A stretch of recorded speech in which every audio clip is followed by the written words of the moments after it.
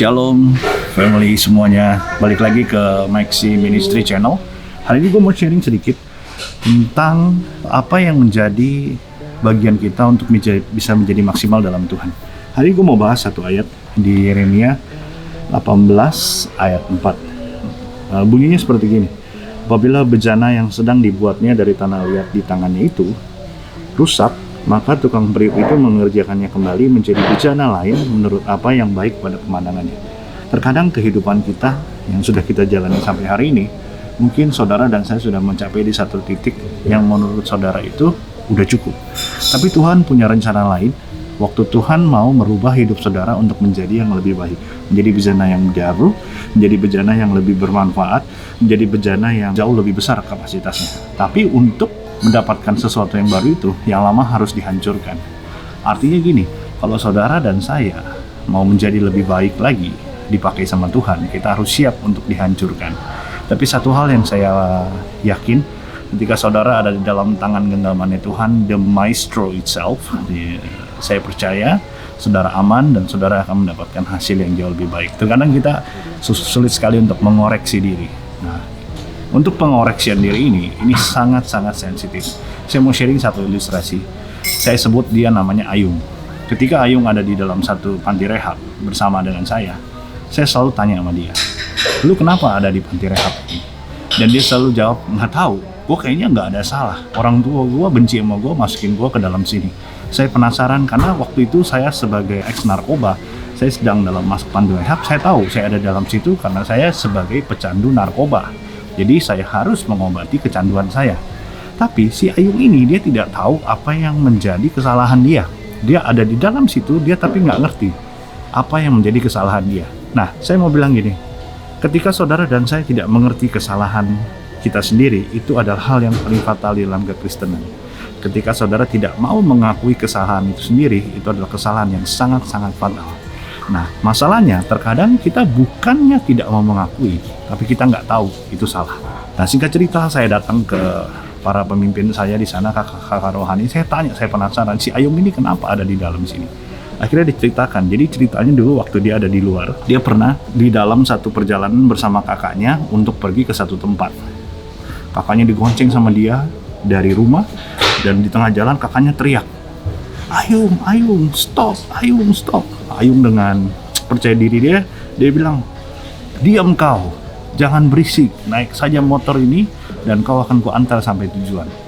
Kakaknya terus teriak, cicinya ini teriak, Ayung, Ayung, Ayung. Dan akhirnya dia sampai di satu tujuan. Si Ayung tanya, lu kenapa sih? Kok lu teriak-teriak, lu berisik banget di jalanan? Ternyata saudara, waktu di dalam perjalanannya, Ayung itu lawan arah saudara. Jadi dia berjalan lawan arah dengan kecepatan yang tinggi untuk mencapai satu tujuan.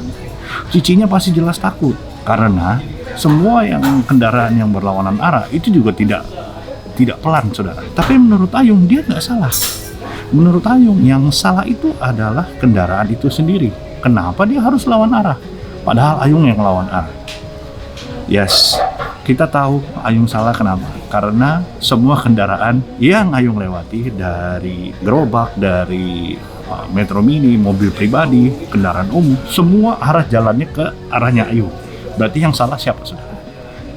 Pasti Ayung. Dan dia tidak sadar itu kesalahan dia.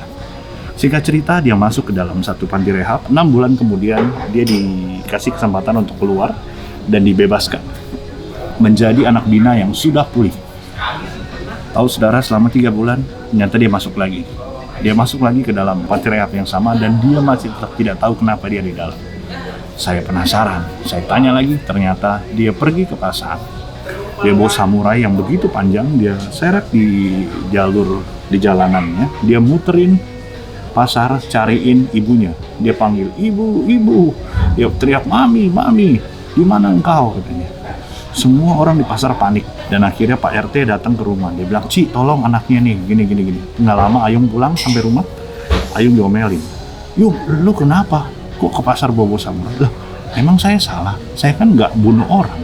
Saya kan nggak sabet orang." Nah, saudara, saya mau bilang ini, dia memang tidak salah bawa samurai dengan tidak melakukan tindak kejahatan. Tapi saudara bayangkan apa yang terjadi di dalam suasana pasar itu, kepanikan ketika dia membawa samurai yang menurut dia itu tidak salah. Saya mau jelaskan sedikit. Di dalam kekristenan kita, kadang-kadang kita bisa menjadi batu sandungan buat orang lain, dan menurut kita itu nggak apa-apa. Nah, ketika saudara mau serahkan hidup saudara ke dalam tangan Tuhan, dan saudara percayakan penuh untuk menjadi bejana yang baru, terkadang kita harus belajar untuk rendah hati dan menyerahkan, oh Tuhan, memang aku salah, aku mau dibentuk, aku mau siap untuk menanggalkan semua segalanya yang menurut aku sudah benar. Nah, hari ini ketika engkau ada di dalam tangannya Tuhan, engkau pasti akan dirubahkan menjadi pribadi yang jauh lebih baik. Walaupun itu rasanya tidak adil, rasanya tidak fair, rasanya kok gue udah begini nyaman, kenapa harus diusik? Tuhan punya tujuan yang jauh lebih besar dalam hidup saudara. Ketika engkau mempersilahkan dirimu untuk dikoreksi sama Tuhan, Tuhan koreksi lewat masalah, Tuhan koreksi lewat yang namanya berkat, Tuhan koreksi lewat yang namanya gesekan, Tuhan proses kita lewat semua permasalahan yang ada. Dan saya percaya, apapun yang berasal dari Tuhan, itu sudah pasti yang terbaik. Saudara semua siap untuk menjadi bejana yang baru, saudara semua siap untuk menjadi bejananya Tuhan yang Tuhan mau pakai kapasitasnya lebih besar lagi. Siap-siap dikoreksi. Alright guys, thank you for watching. Shalom, peace, I'm out. God bless you all.